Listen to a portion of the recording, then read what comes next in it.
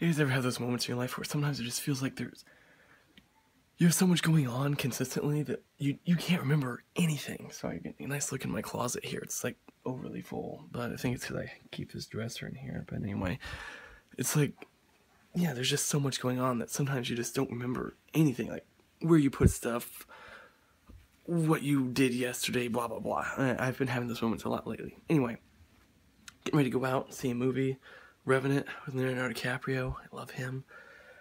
But anyway, I'm going to show you guys what I'm sporting first, of course. Beautiful Batman shirt here, because I'm 12 years old at heart.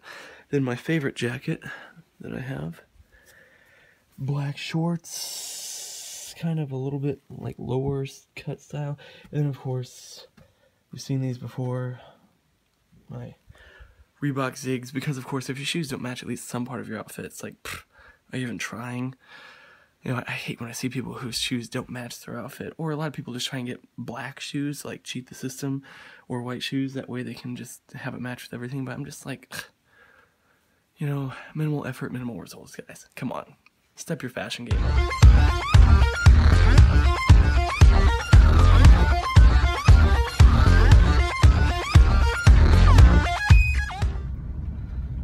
What's up, guys? I'm getting ready to play some basketball. Coincidentally, it's outside of a school, so hopefully there's no guys that are up to no good. And I hope they don't start making trouble in my neighborhood. Little Fresh Prince of Bel-Air reference there for anyone who's old enough to remember that. Sometimes I do feel old, because that show was like so popular when I was young, I think. Well, that might have even been slightly before my time, to be honest with you, but I remember it well. Anyway, getting ready to go play some basketball. Yes, it is. It's a 0-calorie monster. Probably, I don't know if this one or the white one's my favorite, honestly. I haven't had this one in such a long time. I almost like wore myself out on it last summer, but I had it again yesterday and it was so good. I think it's just a summer drink. I'll save the white one for the winter time. But anyway, I'm getting ready to drink that, listen to some music, get my mind right. I don't know if you guys have noticed this, but no matter what I'm doing, I always find that the solution is a monster and the right music. That solves pretty much 90% of my issues. Catch you next time.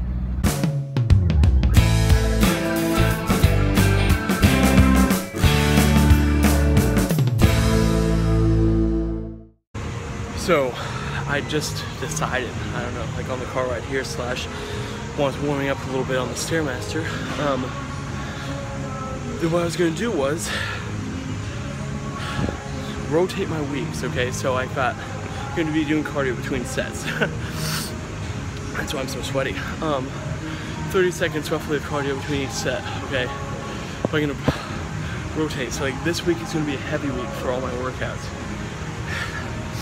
And then when I rotate my switch, I'm going to be doing a push, pull, legs, and then repeat it, okay? So like, not each week is going to be a heavy week, but like my first push, pull, and leg is going to be heavy, and then when I do that again later in the week, my next push, pull, leg is going to be light, you know, a higher rep. That way I'm really getting the most bang for my buck. I'm getting like kind of strength training, kind of that micro, what is it? Wow, I can't ever remember now. But anyway, I'll get back to you with the exact terminology. Basically, I'm going to be doing a lot to build the strength of the muscle, the density, really strengthening the muscle fibers, and then I'm going to be doing myofibrillar, that's what we're looking for, myofibrillar hypertrophy, which is building up the strength of the muscle fibers and the size of those muscle fibers and the strength of the muscle fibers, okay? Which is totally different than when you're doing high rep and you're just forcing a lot of blood in that muscle, thus expanding it in that way and building up the endurance of those muscle fibers. You're not really building new muscle fibers when you're doing that, you're just strengthening the ones that are already there. But when you're doing heavier weight, you're building more muscle fibers because you're having to recruit more muscle fibers to push that heavy weight. So sarcoplasmic hypertrophy is when you're doing a lot of reps and building the muscle up and the strength and the size as far as endurance and reps, compared to myofibrillar hypertrophy, which is when you're building the size of it, or the strength of it, I should say. So I'm going to be rotating back and forth between doing that, getting the most of both, and doing cardio between sets, and I'm just loving it. Today's my push day. I'll be checking in with you again later. I also just wanted to add in also that when you're doing cardio between sets, a lot of people think that might wear you out. Wow, look at that. Not good. My favorite shoes, they're a couple years old actually. They're falling apart. I love them. Anyway, probably still gonna keep wearing them until I can get a new pair. But when you're doing cardio between sets, you actually are decreasing your rest time a little bit. Not when I'm talking to you guys this long though, but you decrease your rest time a little bit because you're not just like wandering around, you know. But also, it helps your recovery between sets because you're forcing blood into those muscles that you're working that you wouldn't if you just like sat here on the bench for 2 minutes between sets. You're forcing your heart to pump blood to those muscles. So it's pretty nice. Decided to keep it very heavy today. Hello guys. With my chest workout.